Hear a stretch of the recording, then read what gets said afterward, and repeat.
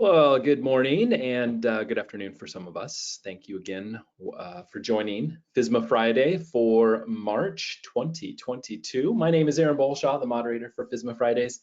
And for those of you maybe joining us for the first time, this is an ongoing monthly industry update for food and beverage facility operators, your QA and safety compliance for professionals across the plant. Safety Chain teams up with the Atchison Group to bring you guidance and thought leadership on a host of different topics revolving around the Food Safety Modernization Act. And we've got a great one today, actually, centering on the optimization of CAPAs, how to get an effective process and really maximize your efforts. There's so much we can get into here, and we've got Ranjit Clare with us, the Director of Food Safety. Before we get in there, I'm going to introduce her in just a second. I just want to make sure and remind everyone that you are on mute. We can't hear you as presenters, but we do want to hear from you. So if you have your questions about the CAPAs or anything else through the presentation, use the console to your right to ask those questions. We'll get to them at the end. We'll save those questions for the end of the presentation. And to answer the question that most of you are asking probably right now, yes, you will have access to the video and of course the slide deck. So I'm following the presentation. So with that, let's get into it. I just want to introduce our featured speaker today. Ranjit Clare is the Director of Food Safety and Senior Advisor at the Atchison Group with 20 years of experience plus. She's in Toronto or in Toronto area, but she's worked with Canadian, US, and global food retailers, production plants, and CBs in food safety, quality assurance, regulatory compliance. You know how the Atchison Group does it. There's nothing but expertise over there. So Ranjit's got a Master in Science in Food Sciences, which is really cool, and a Master of Global Food Law, which is really an interesting sort of intersection if you think about that. She also has a Bachelor of Applied Science and certified in International Food Laws and Regulations. So very, very, very deep expertise. Again, she's a Senior Manager of Food Safety and QA, and you've implemented food safety quality management systems under FSMA, program CFIA, wrote and implemented BRC issue 6 standard for the plant. So you've done a lot of really cool stuff, Ranjit. Thank you so much for joining us. It's a pleasure to have you on FSMA Friday. Thank you. So we're going to jump in. I think you've got a really great discussion topic around CAPAs. And before we get into that, before we get into the meat of this, Ranjit, what I wanted to do is just give a few FSMA updates. The first one I'll take because it did just drop. The Agricultural Water Assessment Builder is live, so you can get to the FDA site, go to FSMA, and there's a link there, so you can find it in the news. That's usually where I find all the new stuff. But it is a tool. It'll prompt users to answer questions specific to their unique conditions and kind of work through this sort of wizard sort of builder, this assessment. It's so new though, we can't really give anybody any super guidance around it because we haven't tried it ourselves yet. So what we're going to recommend is that everyone, there's a huge disclaimer, read through that disclaimer very carefully before using it because it does have some interesting and important notes to attend to. And then Ranjit, will you take the rest of these? There's a lot of good stuff happening in FSMA. Sure, thank you, Aaron. Hi, everyone. This is a great opportunity to discuss with the Safety Chain and TAG group here. So in terms of FSMA updates, I will take the second one, which is like there was new guidance issues by FDA on GMP, preventive control, FSVP, intentional adulteration and produce safety related rules. Also the revised guidance for voluntary qualified import program. So this is where the goal to show you those updates is to make sure you go and check your relevant sector and see what are the new guidances out there, which are pretty explicitly detailed written so that it can get used into your own sector. Then there is another one, which is seafood processors. Now they are actually supposed to follow some of the FSMA rules. Which was originally there was seafood HACCP before, but now FSMA update requires that seafood processors should go through review their program in addition to their original guidance. That will include some of the sanitary transportation rule will apply or may apply to your sector. The last one, which we got on March 11th, is kind of very like mix of so much information, and it has raised so many questions around in the industry. That is, FDA issued a new guidance that they have no intent to enforce certain provisions of 5 rules of FSMA.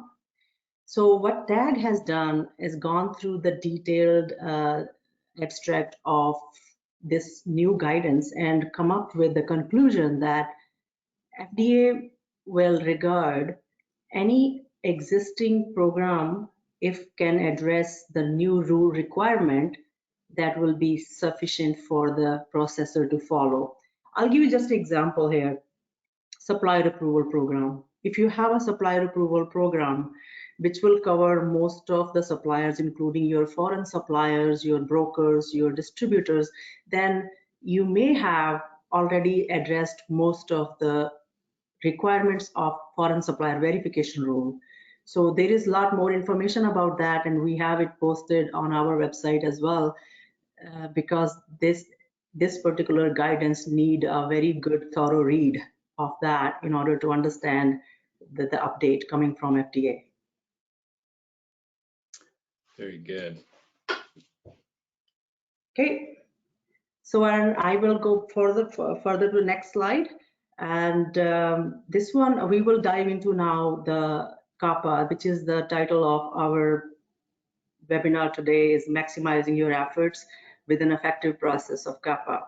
And we are looking into not to give you the beginning information about what is corrective action, what is root cause analysis, but a little bit advanced version of that, by hoping that you guys are already well aware of the root cause analysis and corrective action plan implementation.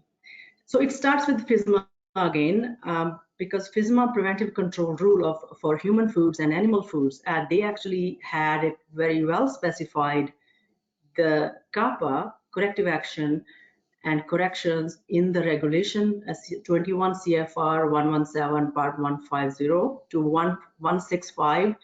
There is multiple times in that subpart C where corrective action and corrections are actually defined and required in meeting those requirements of regulation.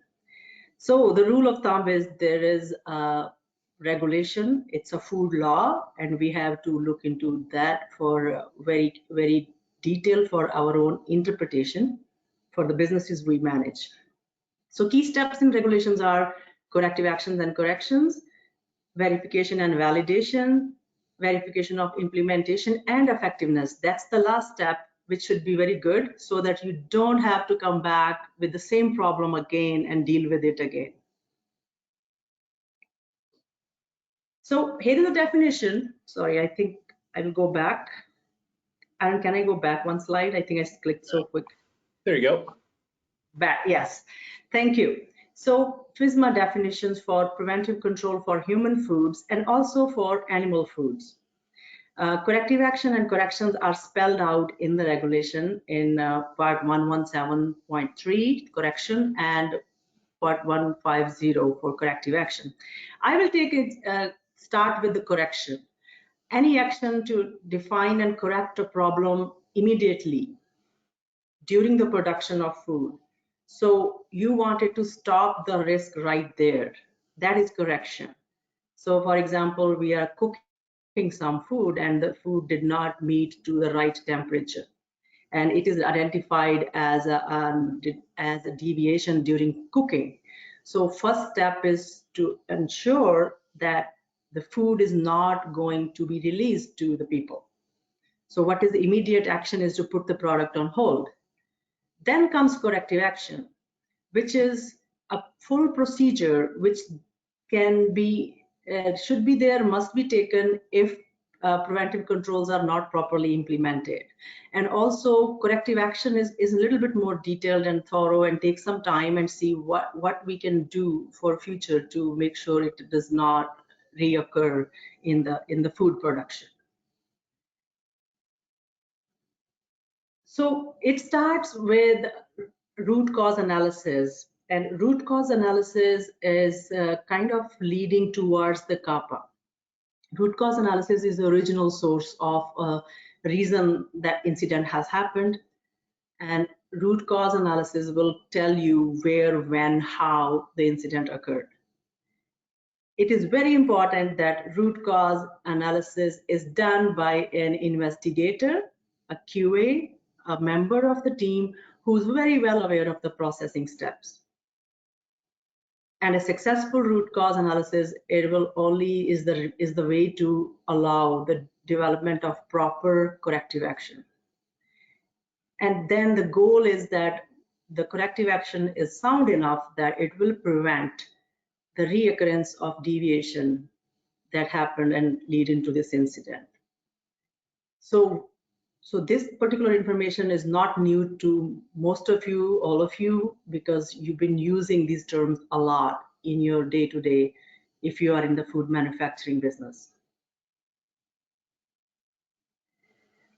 And this particular slide explains how there are different very, very famous and good tools out there to do the root cause analysis.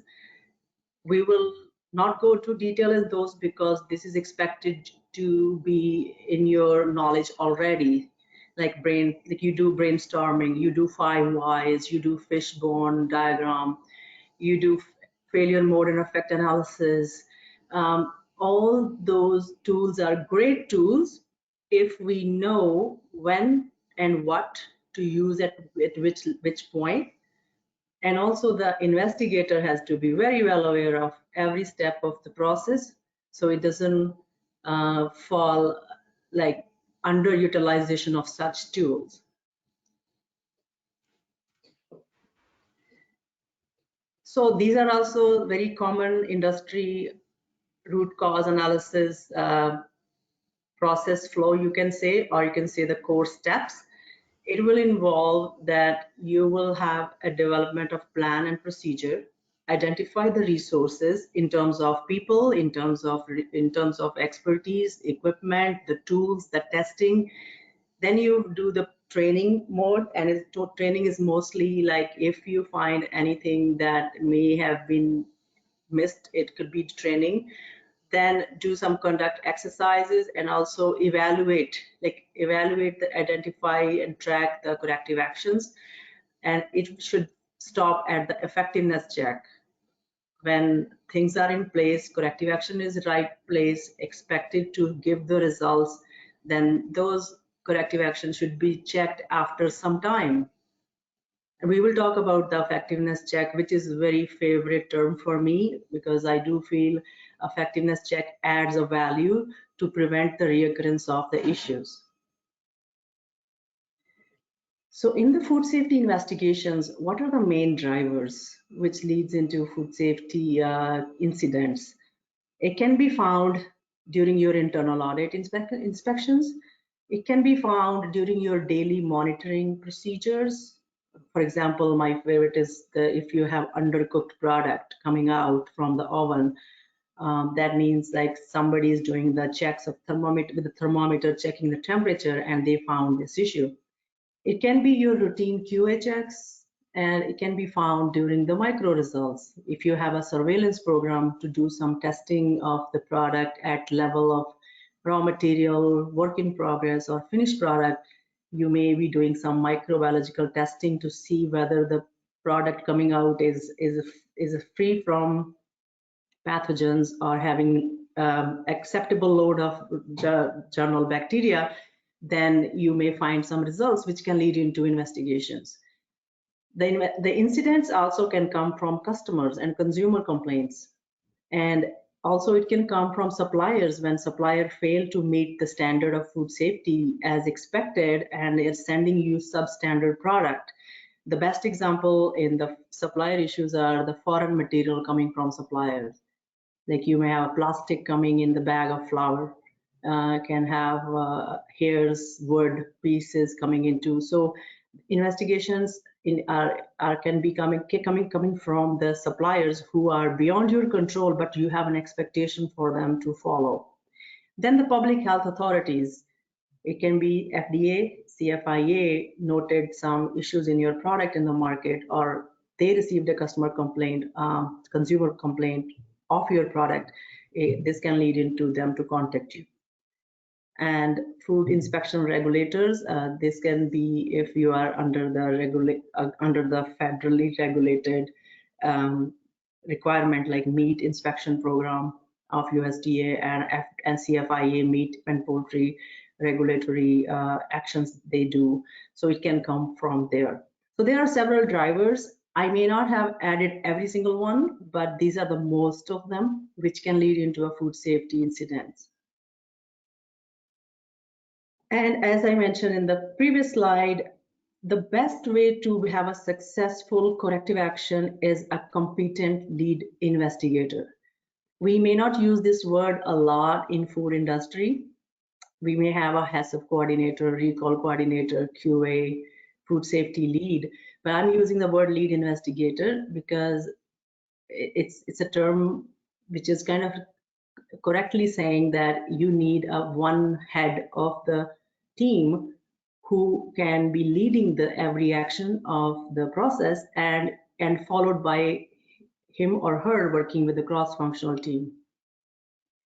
And lead investigator will be the verifier of the activities as well. And if there is a suspect food which is considered or identified potentially unsafe, then to follow the suspect food is one of the first thing that lead investigator will do to ensure the correction is made on any high risk incident which you want to prevent before you will work on the corrective actions. So root cause investigator, the lead investigator must be aware of the processing step. This is very important. And in the tag, we come across so many different great companies where they do need a hand on having a capable, competent lead investigator. And we do feel that a strong lead investigator leads into a very successful corrective action CAPA program management. Oops, did I miss one slide, Aaron? Yeah, I think I can get you there. How's that? Thank you. Perfect. So leading steps for successful CAPA is what you will do if you have to do a CAPA. I just took one of the yellow sticker of hold. That means like for sure, we want to make sure the unsafe product is stopped. And for sure, we need to know how much unsafe product is out of your custody in the market that can make somebody sick. That's the first thing, which is like we want to do at the time of working on an incident. Then inside the process, inside the facility, is if there is any immediate changes you need to make. For example, the cooker who's cooking the product may need to adjust the heat a little bit higher because it's not keeping the temperature to the level which will cook the food to a safe level.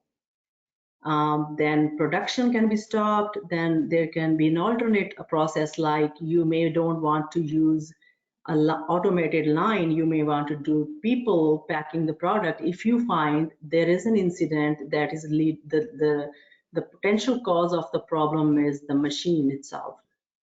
Then the equipment failure, then needed repair of that, equipment recalibration. Then there is the dynamic changes in the employees' work structure. With the pandemic, we have seen a lot. There may be a need for a retraining, resetting the expectations for employees. So we do this at the process level, and then somebody has to do the performance evaluation of the operations. So that's for process level, and for the CAPA is like we are sitting with all the pieces of puzzle on the table, and we wanted to see, did we not miss anything? Like if there is a product testing needed, which is the right lab, right testing, right parameters we should follow to do the testing to get to the identify the issue and then put a plan in place to fix that. Also, many times corrective action plan misses the rework part. Like there may be somebody part use batch of some leftover from day before into the new production that may have should be the contributing factor for the problem. So did we look into those? And the last but not the least is destroy the product effectively. You do not want to have the affected, contaminated product sitting in the corner in the cooler or freezer that was recalled 2 months ago. So very, very important to make sure that sitting in the middle of the table with the puzzle pieces and do not miss any important part of the puzzle to fix the problem.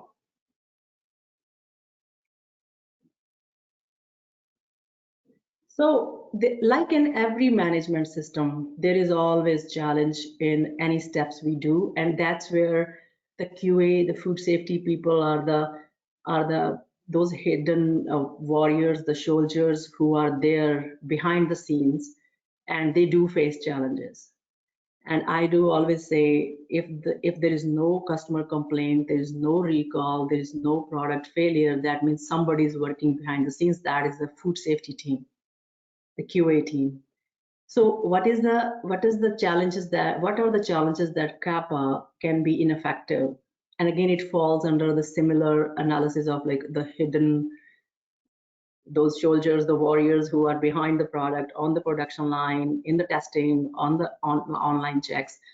So it can be like they are having so much other stuff going on, and there is a time and resource required for the day-to-day, and the CAPA can be left at end of the day, like last half an hour or every Friday we are talking about CAPA, not Monday through the week. So that can be one of the reasons that CAPA is always left behind to close properly. Second one is a staff's unwillingness to participate, interprofessional differences, and lack of time. So when things go wrong, somebody will take the lead on fixing that, but somebody will also be blamed as well.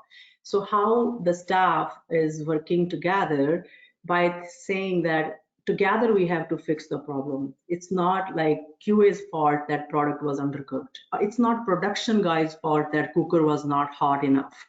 So what are the different factors that you wanted to create in terms of food safety culture? Like when the things go wrong, we collectively got impacted. It is not one person's fault or one person's blame. It is like the entire company will be impacted with loss of customers, regulators, ticket for regulators from because we were not compliant to regulations, and we may not have business. And even if everybody is sitting there, but we are not in a good position to produce safe food. So staff's unwillingness to participate due to any reason, any kind of other differences, and the best way to fix that is the food safety culture, to drive the food safety culture starting from leadership. And if leadership sees the value of a proper CAPA team, the root cause analysis lead investigator, it can be your QA specialist. You don't have to be senior director of QA. So leadership should see the value of the members, the group of people who are competent enough, and given them the commitment that we are behind you, do your root cause analysis and provide the resources. If leadership determine that my team needs some external expertise to do this, that is where leadership comes. Like how can the leadership provide the resources, not only in terms of the time and given allocating enough resources by members, additional members, adding new machines, or also maybe third-party food safety experts to come. And that's an investment, and investment on such things is not high as compared to the cost of recalls. So then the necessary skills are also a bigger thing. Like if I will say I'm the very best lead investigator, I may not be the one. Again, how can we find out that how initially necessary skills are there to investigate and come up with something very unique and new, because there is always an initial hypothesis to identify root cause. Like very common, I have seen a lot of times very simple, very similar sentences are written to close CAPA, which is not really the proper answer for the CAPA. Let's see if I have it there in the next. Initial hypothesis of root cause and corrective action. So I try to put 6 points, and this is not made up by me. I have seen that in so many facilities, the last point they want to write are one of those or more, the combination of these, like lack of staff training. The issue was not found to be originated from our facility. And also there's another excuse that customer did not send us the product back we requested. So then what? We will not do the root cause and corrective action because we did not get the package back. Then relevant manager was notified and my job is done. So like problem is with the maintenance, and I talked to the maintenance manager and he already is on top of that and I'm good. This is my CAPA closing remark. Then the best one is no issues noted. Like there is no issues in my place, everything is good. And the last one is because employees were not trained properly and training is completed. So this is really very common, and you may have better than these terms used in your places, and very commonly used terms to close the CAPA and walk to the next stage, and which means we may be waiting for another incident to happen. So I want to take one example. This was a real example. I don't know if you guys know, I'm also the auditor for BRC and FSSC 22000. And being an auditor, I have seen some of the examples where CAPAs are covered in a certain way, which always feels like something is left behind. So this situation is there was a rodent issue, mouse was found, or mouse droppings were found in the shipping area. The correction was made that right away we know mouse dropping means pest control. We'll call the pest control guy, and company was notified, and the QA said, yeah, the first correction is first thing is that I will call the PCO, pest control operator. The pest control operator came and he found a hole in the south wall of the building, which was leading cause of rodent entry in the facility. And pest control operator's job is to tell the nominated responsible party of the company, which is mostly QA or production, it depends, but mostly QA, who will get to know that you fix the hole.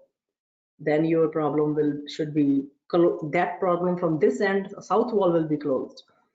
Corrective action is noted in the CAPA is that maintenance manager is notified that go and fix the hole, and CAPA is closed. Sure enough, after a few months, the mouse droppings are still there, and pest control operators still keep writing those recommendations to fix the hole. Now, let's take it to the follow-up. In terms of CAPA, because of the lack of competency or time of a lead investigator, CAPA was closed because maintenance manager is known now that the hole is there. What was the missing part? Missing part was that did we actually went back to follow up with the maintenance manager? Was the maintenance team on some kind of food safety team that they are supposed to answer back what the responsibilities they were given on a certain task? Did we have them open their work order to fix the hole? And did they complete it? So it looked like in the paper, CAPA form, which has some sections like the reasons of complaint, the product information or the location information, root cause analysis, corrective action, and the preventive actions. if I see that form, it is completely well written, closed, but remember the hole is still there. So this is an example of how if we don't follow through to the end and do not come back and double check the effectiveness, you will have a hole in the system there. So it's really important to look into the things from end to end. Oops, sorry, Aaron, can I go one more slide back? Of course. There we go. Okay. So this is another example which is very relevant to most of us who are in the pandemic working in the food industry. Because of the shortage of supply of everything, there was so many small things were short supply as well.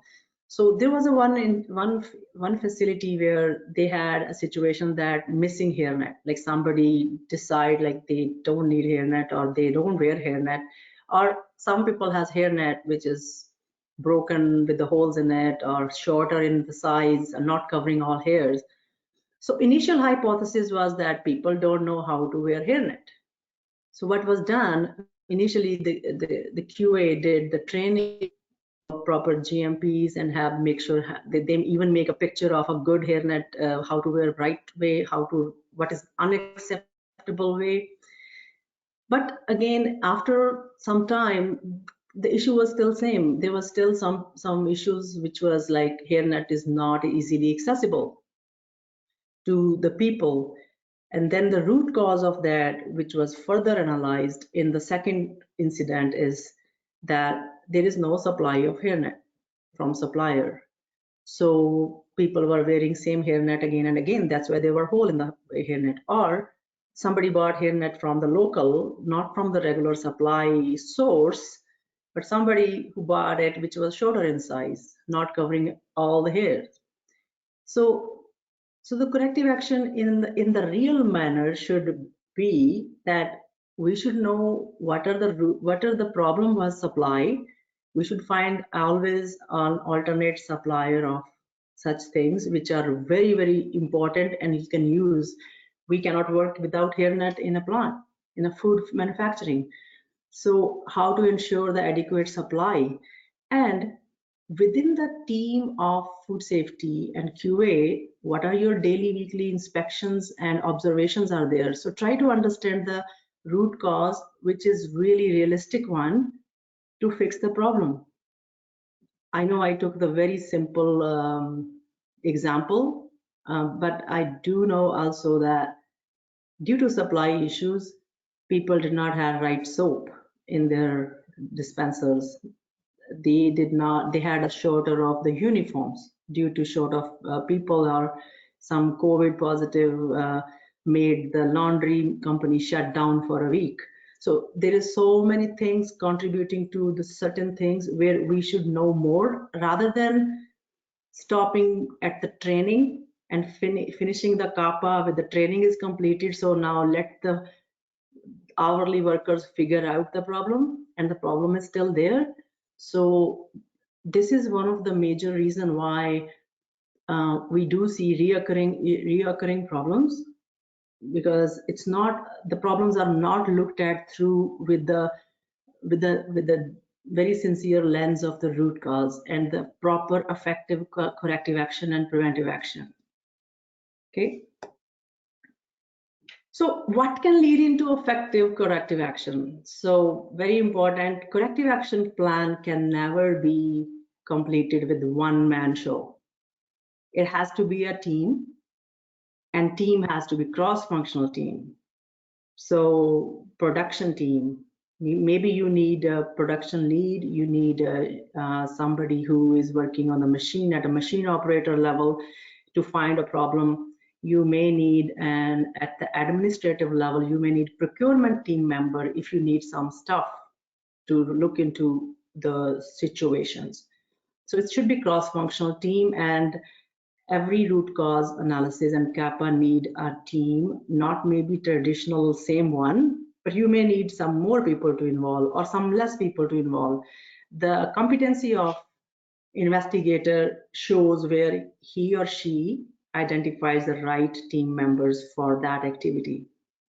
Second is data gathering, like what happened, where it happened, what is the product which is suspect product could have be the leading cause, and what are the incidents happened throughout in the processing, in the production that may have lead into that. So there should be a document for that. And in terms of critical evidence found, there should be a traceability team, the team who has a ability to trace the product and quickly make an order to remove the affected product from marketplace. There should be assigned specific role, and the whole task should be covered with a cross-functional team with the assigned role visibly declared who's doing what. You don't want two QAs to find the hole in the wall by just doing that. Like you need to make sure every person is assigned a task which is helping you to go to the next stage of the CAPA. The scope. What is the scope of CAPA? Very important. Like what else you need to look at. So you need to look at the records, the findings. Do you have laboratory testing? Did you find any abnormal changes in the supply of material? Is this a supplier is no longer located in Toronto now? He has moved to London, Ontario, but the place is the supply is same.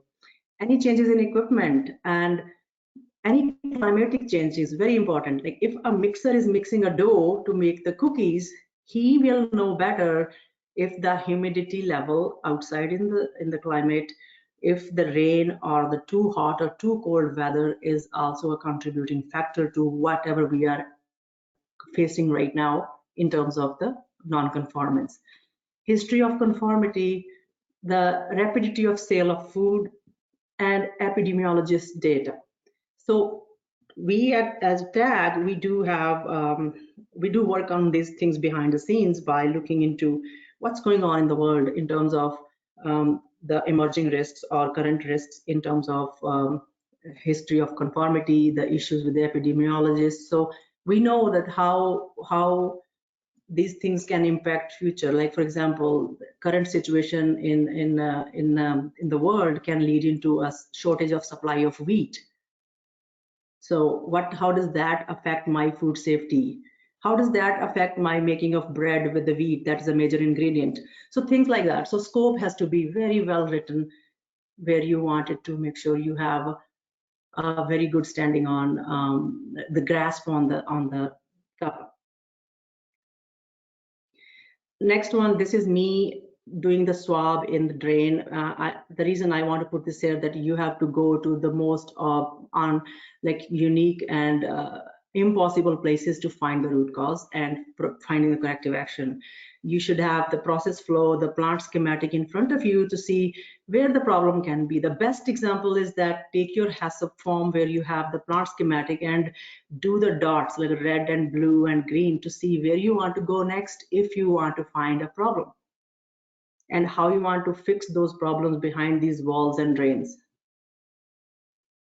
Similarly, take your flow chart and see where you think the problem can be. Remember, if the problem is cooking, the cooked product has the temperature is not meeting right, that problem cannot be only at the cooking. There may be one stage before.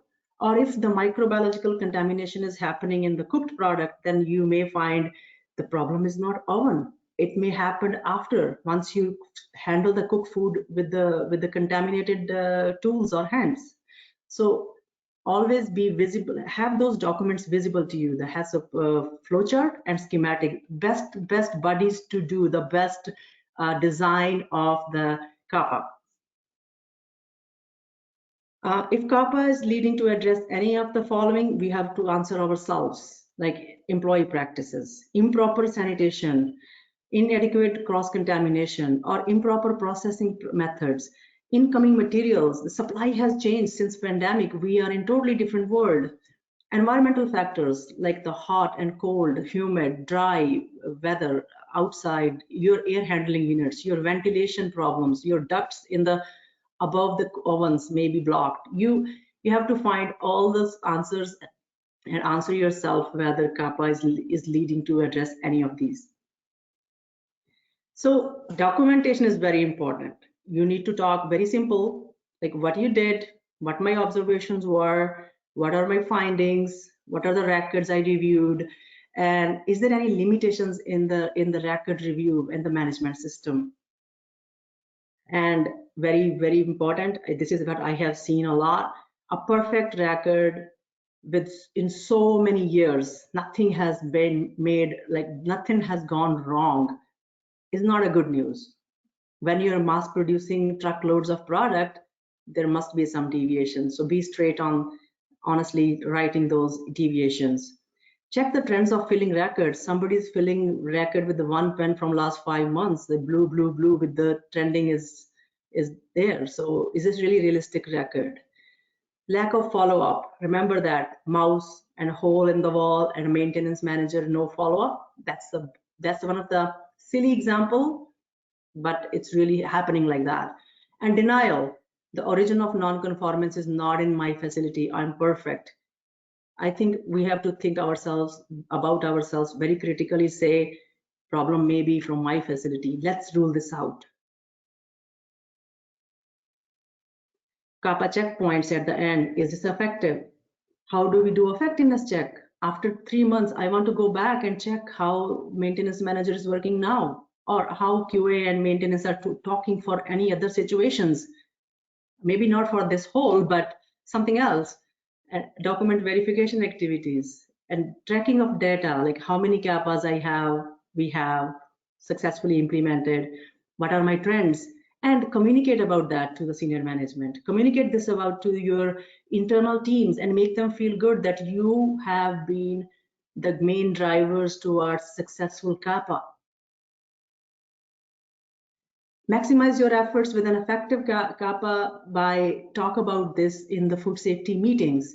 You should have a follow-up on the on-site review of things that you have fixed, and you make sure that those things are still in the good condition. Conduct vertical audits. It's like a fun activity. I take it as a fun activity when you will pick a product from 3 months ago, somewhere, let's say we made something on February 17, then I want to know how this whole product went through from the receiving to shipping. And again, many people do that, but try to use this as a fun activity to pick a small processing part out of the whole production and see, did we do all right?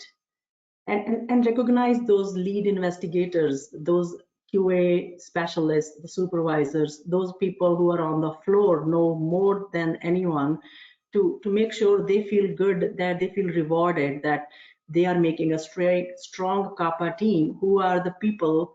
They are the risk managers. They wanted to hold the ship by controlling the risk before it gets to the customer.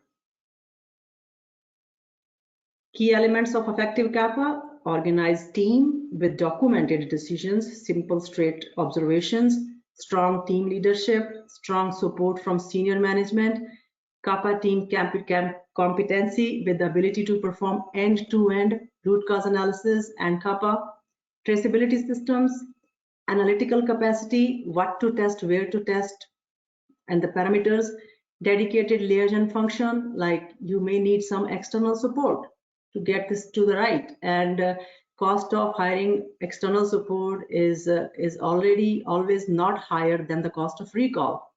Data capture, analysis, documentation of investigation, effective corrective action, preventive action, and ongoing monitoring.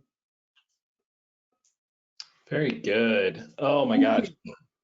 I was hoping that people weren't quickly tuning out when you showed the picture of the little hold tag. Oh,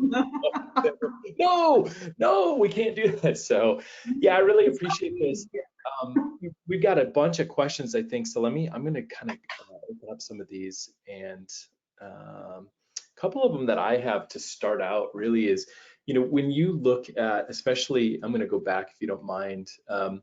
When you talk about recognizing lead investigators and the CAPA team, can you explain a little bit more about what you've seen teams do to help make that a little bit more than the quote unquote the risk police, or the QA police? How do you do this effectively? How have you seen this work so that it does encourage those behaviors and it recognizes these people?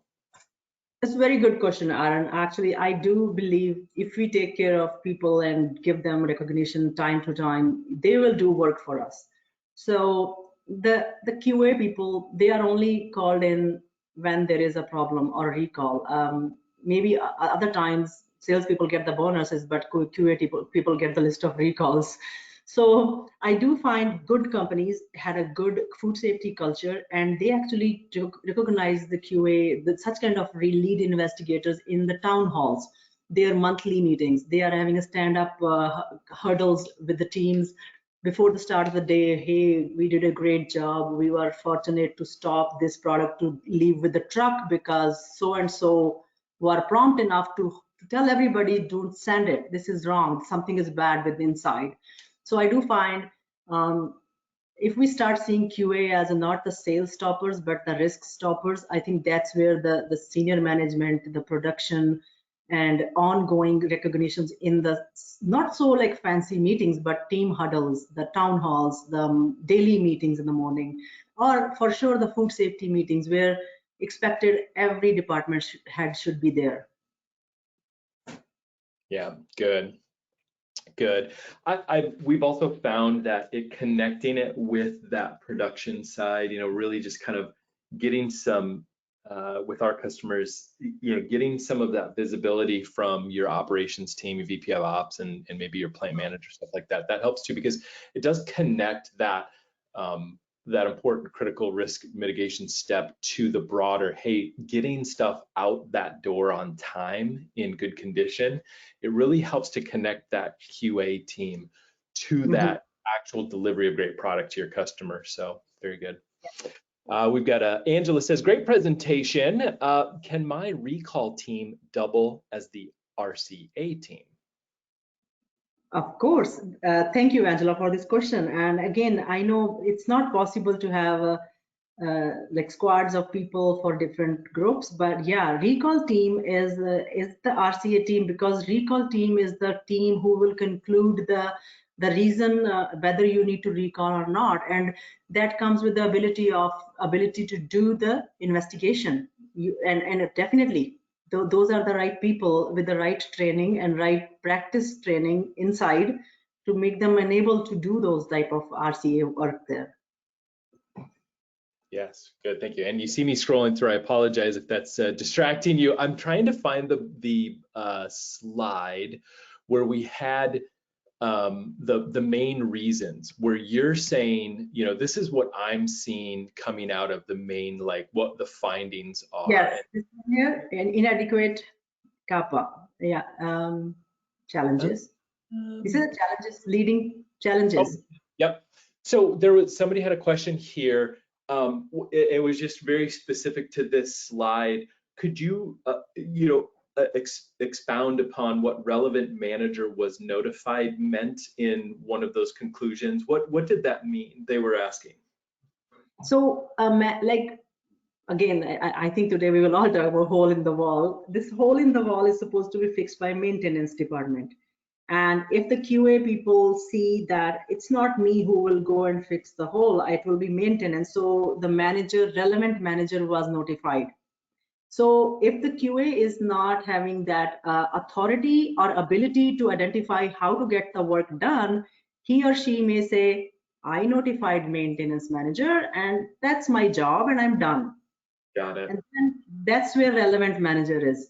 For example, hairnets are short. Like, I want to make sure my purchasing manager tell me what's going on with the hairnet supply. So it depends which manager I need to go, and that's where the relevant manager comes.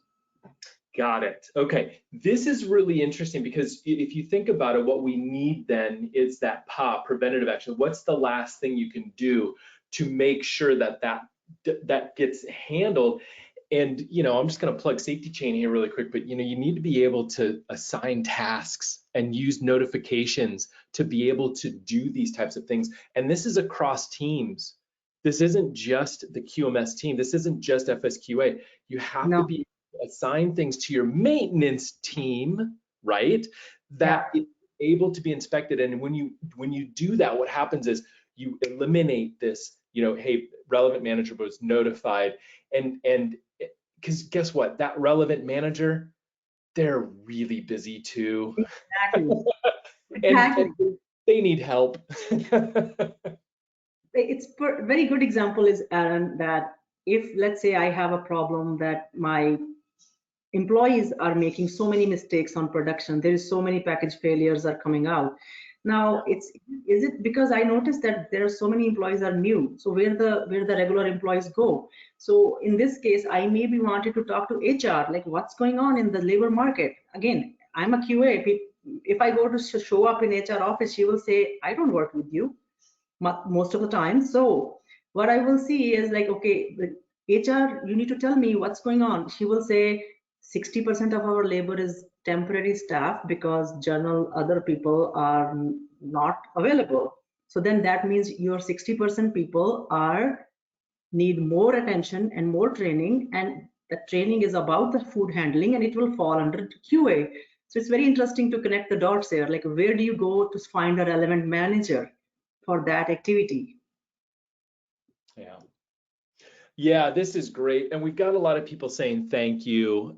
Thoroughly enjoyed the presentation. Great summary of corrective action. The